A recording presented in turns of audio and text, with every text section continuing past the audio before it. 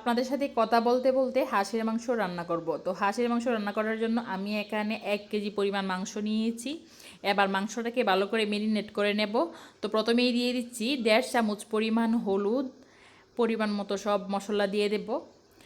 আর এবারে দিয়ে দিচ্ছি 1 চামচ পরিমাণ লাল মরিচের গুঁড়া, 1 চামচ দিয়ে আর একটু দিয়ে দিলাম, কারণ হাঁসের মাংসটা একটু জাল না হলে খেতে ভালো লাগে না।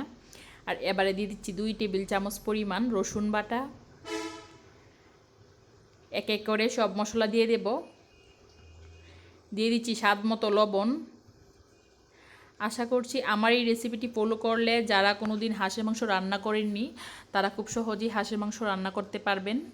দিয়ে দিলাম পরিমাণ মতো জিরা বাটা। এবারে দিয়ে দিচ্ছি পেঁয়াজ বাটা, আরও দিয়ে দিব আদা বাটা। হাঁসের মাংসতে আদার পরিমাণটা একটু বেশি দেবেন, তাহলে দেখবেন মাংসটা খেতে খুব টেস্ট হবে।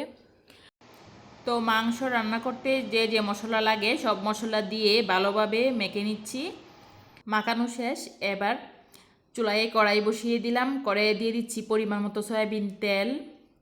আরও দিয়ে দিব বড় সাইজের 2টি পেঁয়াজ কুচি করে। তো পেঁয়াজটা একটু বাদামি হয়ে আসলে এর মধ্যে মাখানো মাংসটা দিয়ে দিচ্ছি। এভাবে যে কেউ সহজেই হাঁসের মাংস রান্না করতে পারবেন, এটা কোনো ব্যাপারই না, খুব সহজেই রান্না করা যায়। অনেকেই হাঁসের মাংস গন্ধের জন্য খেতে চান না। তো আপনাদেরকে বলি, যারা গন্ধের জন্য হাঁসের মাংস খেতে চান না, যদি এরকমটা আপনাদের কাছে মনে হয়, তাহলে মাংস মেরিনেট করার সময় মানে মাংসটা যখন মাখবেন তখন 1 চামচ পরিমাণ লেবুর রস বা কয়েক টুকরা লেবু চিপে মাংসটার মধ্যে দিয়ে দিবেন। এতে করে দেখবেন অন্যরকম একটা ফ্লেভার আসবে মাংসের মধ্যে, আর কোনো গন্ধ হবে না। তো 2 থেকে 3 মিনিট ভালো করে তেলের মধ্যে মাংসটা কষিয়ে নিয়ে এবারে হালকা জল দিয়ে ঢেকে দেব। আর এইভাবে 2 থেকে 3 বার মানে সিদ্ধ না হওয়া পর্যন্ত বারবার জল দিয়ে কষিয়ে নেব আর ঢেকে ঢেকে সিদ্ধ করে নেব।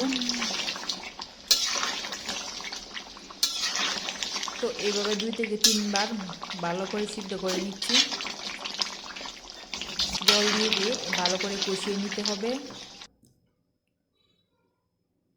তো আপনাদের সিদ্ধ হতে যত সময় লাগে, আমার এই হাঁসের মাংসটা সিদ্ধ হতে প্রায় 40 মিনিট সময় লেগেছিল। আপনাদের সময় কম বা বেশি লাগতে পারে, তবে যতক্ষণ পর্যন্ত সিদ্ধ না হবে ততক্ষণ পর্যন্ত এরকম জল দিয়ে দিয়ে রেখে দিবেন, তাহলেই দেখবেন মাংসটা খেতে খুব সুস্বাদু হবে।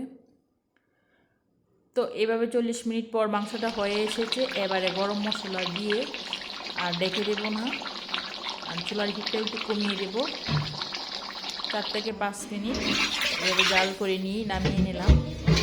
নামিয়ে পরিবেশন করে নিলাম মজাদার হাঁসের মাংস রান্না করার রেসিপি। ধন্যবাদ সবাইকে। আবারও দেখা হবে আপনাদের সাথে নতুন কোনো ভিডিও নিয়ে। সবাই ভালো থাকবেন।